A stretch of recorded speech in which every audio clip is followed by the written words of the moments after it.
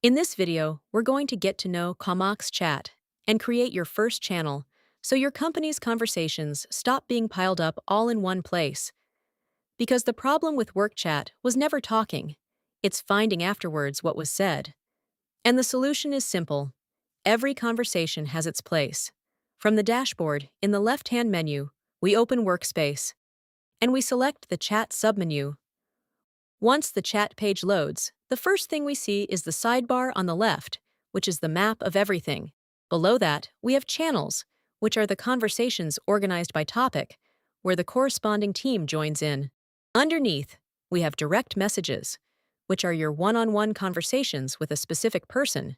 And further down, we have people, which is the directory of your company, showing everyone who's online and offline right now. So that's the whole idea. Topics live in channels, one-on-one matters in a direct message, and in people you have the folks you can talk to. And there's one channel that's already there from day one, without anyone having created it. The general channel. Qamaq sets it up on its own for your organization, and that's where the whole company is.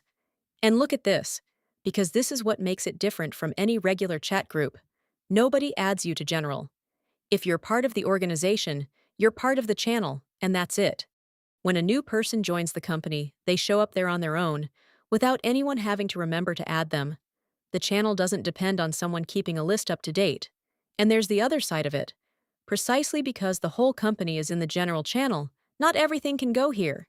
If you write a question about one specific case, you're sending it to everyone, and most of them get nothing out of it.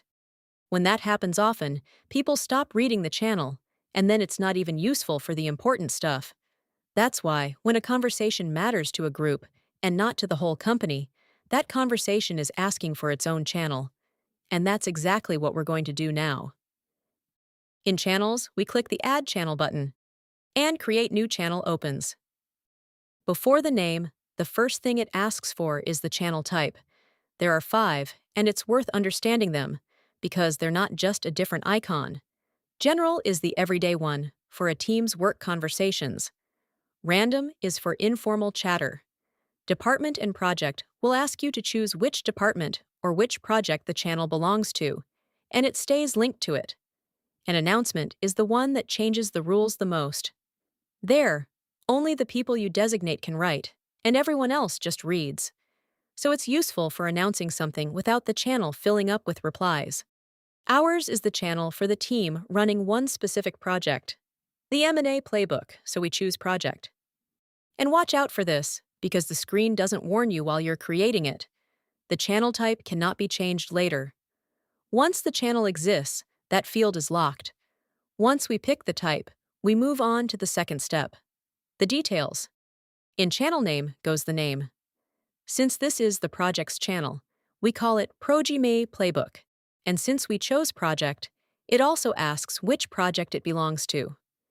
We select the M&A playbook, and the channel is now linked to it. Finally, description.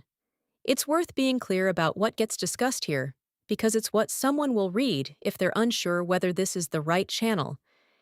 And we get to the decision that really matters, whether the channel is public or private. Here it's worth understanding what each one means, because it's not just about who joins. If you leave it public, anyone on the project can join, and they can also read everything that was discussed before they arrived. That sounds strong, but it's almost always what you want. Whoever joins gets up to speed on their own, without anyone explaining anything. If you set it to private, the channel only exists for the people you invite. Nobody else sees it or finds it, and the conversation stays between you. You save that for what really needs it. In our case, inside the project, only one group is following this part closely, so there's no need to open it to the whole team. We leave it private, and we pick exactly who's in. And notice the button, because that's where you can tell the decision is a real one. If the channel were public, it would say Create Channel, and this would end right here. Because in a public channel, there's no need to say who joins. Whoever wants to, joins. Since we made it private, now it says Next, Add Members. And it takes us to one last step, because a private channel needs you to tell it who belongs. And since the channel belongs to a project, the people from the project team show up here. We pick the ones working on this part, in our case, Matthew Miller and Tomasz Liu, and we create the channel. And there it is, our private channel Projma playbook, ready to work in. And there's the other side of the map. Not everything deserves a channel. Sometimes you just need to ask someone something. For that, further down, you have people. You look for the person by name. We click on Anjali Kaminsky, and the direct conversation opens right there with her. That conversation gets saved in direct messages, in the left sidebar, so you can come back to it whenever you need. So the rule is simple. A channel when the conversation matters to the team and has to stay where everyone can find it. A direct message when it's just between two people. With that one decision, taken every time, your chat stops being a place where things get lost and becomes the place where you find them.